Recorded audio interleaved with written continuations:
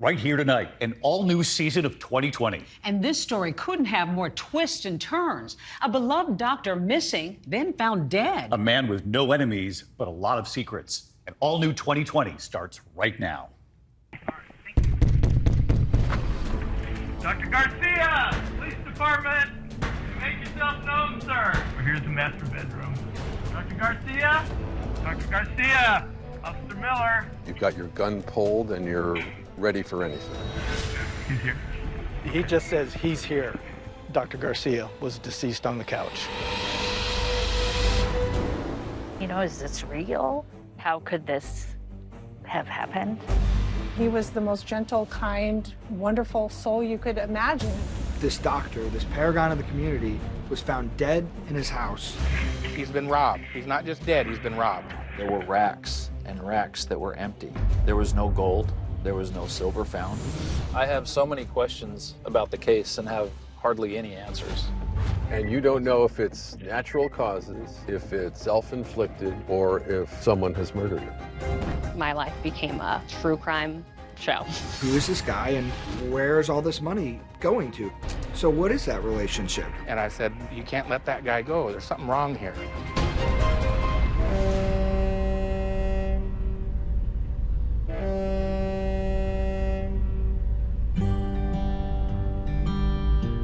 We're on our way to Ketchikan, Alaska, the Rock.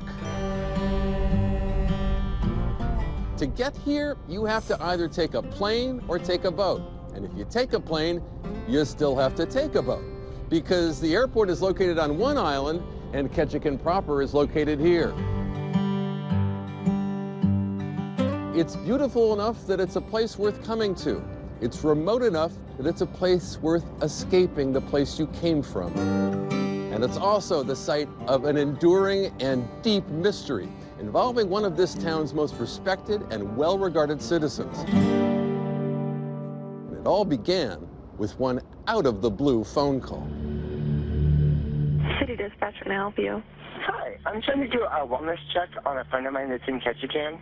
Okay, what's his or her name? Eric Garcia, and I haven't heard from him, so I'm getting worried. On March 18th of 2017, Ketchikan Police Department, we had a welfare check call come in. This person actually is from the Seattle area. He says he's a friend named Jordan Joplin. He's the general surgeon there. I just want to make sure that he's okay. Okay. We had an officer respond to the doctor's house. What is a welfare check exactly? Basically, somebody is concerned about somebody's well-being. Officer David Muir had lived in Alaska since he was 3 years old, and on that day in 2017, he was on patrol, and he was sent to Dr. Garcia's house. How often would you be asked to do a welfare check by someone who lived a long ways away? I gotta tell you, that's the rarity. I responded. I drove up to the residence. There was snow on the ground. I could see that there was no tire tracks. What did you do when you got here? Made sure that, checked the house, made sure it was secure. We looked for any kind of footprints. Everything was secure. Lights were on at the house. Did you try to get into the house on the 18th? I did check the lock to make sure it was locked. What did that tell you? Looked like typical of what somebody does when they go on vacation. After that, I contacted his office. The police learn that Dr. Garcia's colleagues, they're aware he has plans to be out of town. He's attending a medical conference in Las Vegas. This is a conference he attended every year about this time. It's about a 7 to 10 day trip. So that's that, right? That's that. You don't have to get back in touch with the caller. I do not. But Dawn Hink, now she manages Dr. Garcia's schedule at the hospital, and she's his very good friend. She's not the one who took that initial call from the police. So officers are unaware that she was getting a little concerned that she hadn't heard from Dr. Garcia. Dr. Garcia would send me messages probably 20, 30 times a day when he was on vacation. We were in constant contact where he was, how much fun he was having. I had sent him a message and didn't receive anything back at all.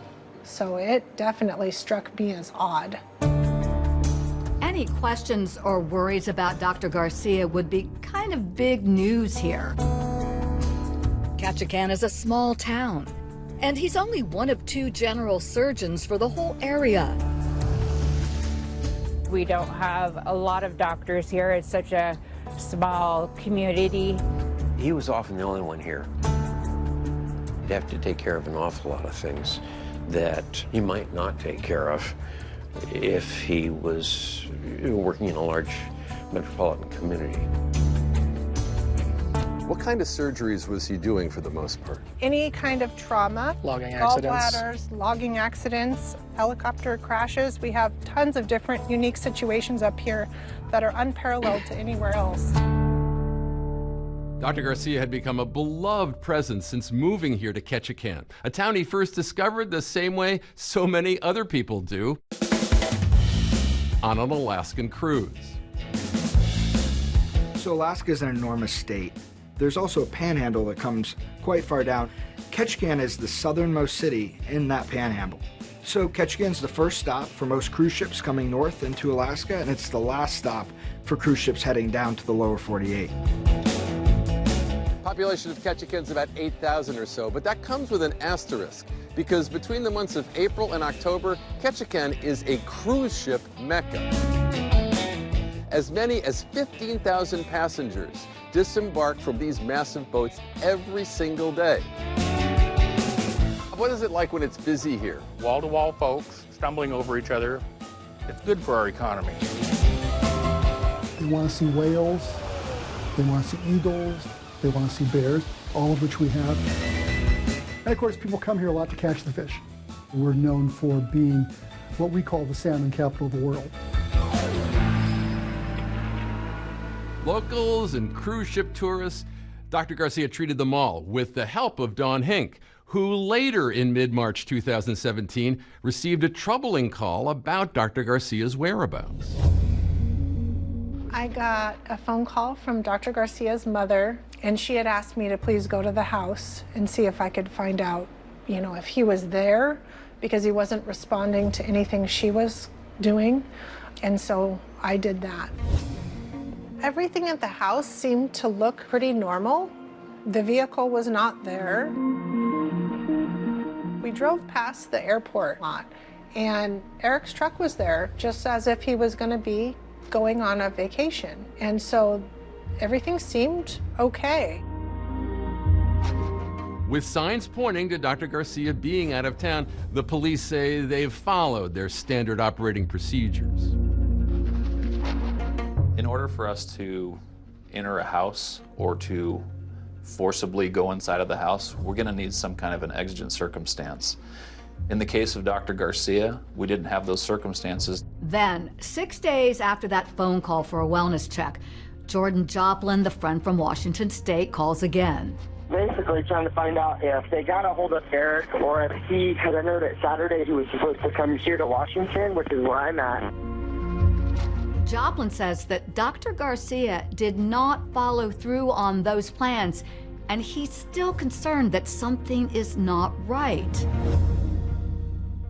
To what degree does that move the needle? It really didn't move the needle much at all. I don't know that the information had really changed much. But the next day, Joplin calls for a third time. Nobody's heard from him yet.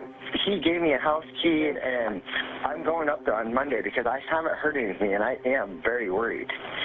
I did talk to a lawyer, and he said that I could talk to you guys, and I can give you guys permission to go in there, but I would have to physically be there. So we're more than welcome to go do that for you. Yeah, Joplin? Yeah, okay. And so, on the morning of March 27th, it's Joplin showing up to open Dr. Garcia's front door. But police officers keep him outside the house, where he waits with a concerned Don Hink. And what happens over the next 90 seconds or so will set off torrents of emotion and unveil a mystery that's filled with sick twists and shocking turns. The police enter the residence with their guns drawn, and then... Dr. Garcia! Police Department! Can you make yourself known, sir?